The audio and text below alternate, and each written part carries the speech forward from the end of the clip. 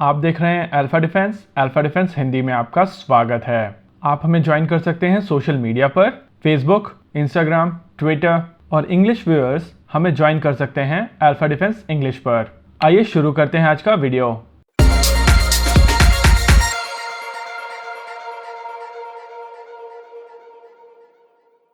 The economic times में आज एक न्यूज आई थी कि भारतीय सेना यूनाइटेड स्टेट्स ऑफ अमेरिका से 72,6716 असॉल्ट राइफल खरीदने वाली है। अगर बात की जाए इस ऑर्डर की तो ये एक रिपीट ऑर्डर है। इससे पहले भी भारतीय सेना यूनाइटेड स्टेट्स ऑफ अमेरिका से 72,6716 राइफल्स खरीद चुकी है और इन राइफल्स की डिलीवरी हो चुकी है। 15 जून को इंडियन आर्मी को इमरजेंसी प्रोक्योरमेंट पावर दी गई थी। ये पावर दी गई थी बॉर्डर पर चल रहे तनाव को देखते हुए, और इस पावर का प्रयोग करते हुए पहले तो इंडियन आर्मी ने FN SCAR का ऑर्डर दिया था। ये ऑर्डर दिया गया था स्पेशल फोर्सेस के लिए, और अब इंडियन आर्मी ने 6716 का ऑर्डर रिपीट किया है, जिसको लेकर बहुत सारे लोग खुश नहीं हैं। कई लोगों का मानना है कि भारतीय सेना को SSS डिफेंस की P72 राइफल्स खरीदनी चाहिए थी, क्योंकि ये राइफल्स वो सारे ऑप्शंस प्रोवाइड करती हैं जो 6716 राइफल प्रोवाइड करेगी। आइए समझते हैं इसको थोड़ा और डिटेल में। भारतीय सेना की स्टैंडर्ड इशू इंसास राइफल है, और इस राइफल को रिप्लेस करने की बातें पिछले 15 से 20 सालों से चल रही हैं। इस चीज को लेकर साल 2016 में एक डिसीजन हो पाया, जब रशिया के प्रेसिडेंट व्लादिमीर पुतिन और भारत के प्रधानमंत्री नरेंद्र मोदी गोवा में मिले थे ब्रिक्स सम्मेलन से पहले। इस दौरान डिसाइड किया गया कि भारत की ordnance factory board Russian AK-203 rifles को भारत में बनाएगी, और इनमें ज्यादातर कंपोनेंट्स इंडियन कंपोनेंट्स होंगे।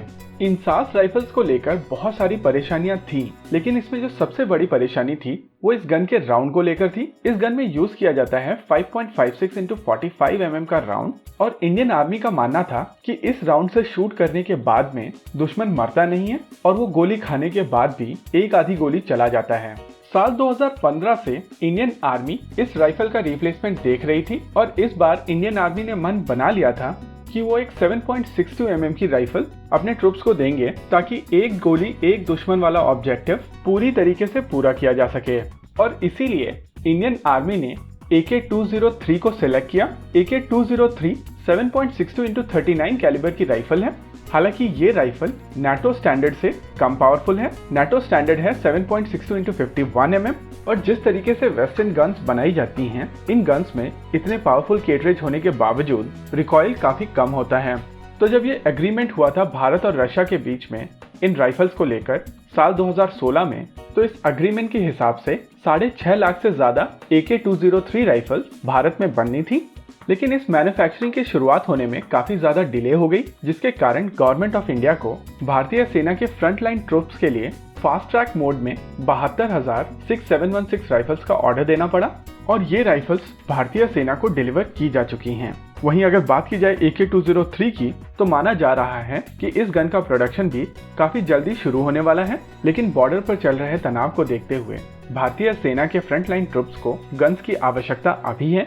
और इसी स्थिति को देखते हुए गवर्नमेंट ऑफ इंडिया ने इंडियन आर्मी को इमरजेंसी प्रोक्योरमेंट पावर्स दी थी, जिसका प्रयोग करते हुए इंडियन आर्मी ये 72,6716 राइफल्स का ऑर्डर देने वाली है। अगर दोनों लॉट की बात की जाए तो ये टोटल ऑर्डर 1,44,000 का हो जाएगा, जिनमें से 72,000 राइफल्स भारतीय सेना को पहले ही मिल चुकी हैं। अब बात करते हैं कि क्यों ये ऑर्डर P72 राइफल्स को नहीं दिया जा सकता। जब साल 2016 में भारत के प्रधानमंत्री मोदी और रशिया के प्रेसिडेंट व्लादिमीर पुतिन के बीच में एग्रीमेंट साइन किया गया था, तब SSS डिफेंस बनी भी नहीं थी। इसका मतलब ये नहीं है कि उनके पास एक्सपीरियंस नहीं है।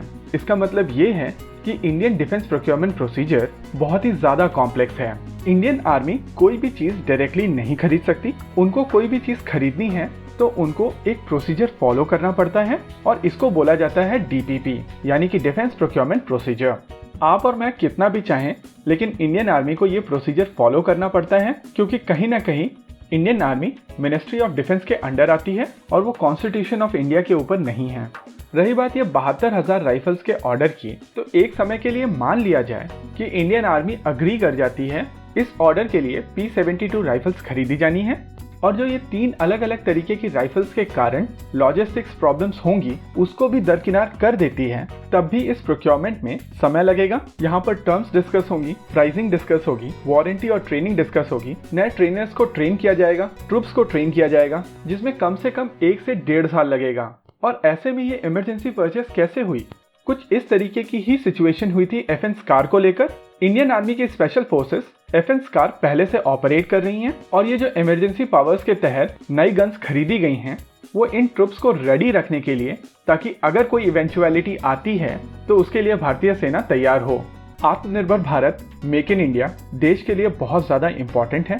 वहीं SSS डिफेंस की गन्स बहुत ही बेहतरीन गन्स हैं, लेकिन अभी इन गन्स को टेस्ट किया जाना बाकी है और इन गन्स को तब तक टेस्ट नहीं किया जा सकता जब तक डिफेंस प्रोक्योरमेंट पॉलिसी के तहत कोई नया टेंडर ना निकाला जाए।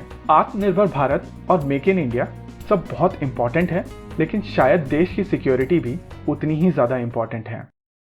आपको क्या लगता है बताइए हमें कमेंट सेक्शन में। आगे आप कौन सा वीडियो देखना चाहते हैं बताइए हमें कमेंट सेक्शन में। वीडियो को अंत तक देखने के लिए धन्यवाद। अगर ये वीडियो आपको पसंद आया हो तो इसको अपने दोस्तों के साथ जरूर शेयर करें, और अगर नहीं पसंद आया तो बताइए हमें कमेंट सेक्शन में आखिर क्यों। देखते रहिए अल्फा डिफेंस। धन्यवाद। जय हिंद।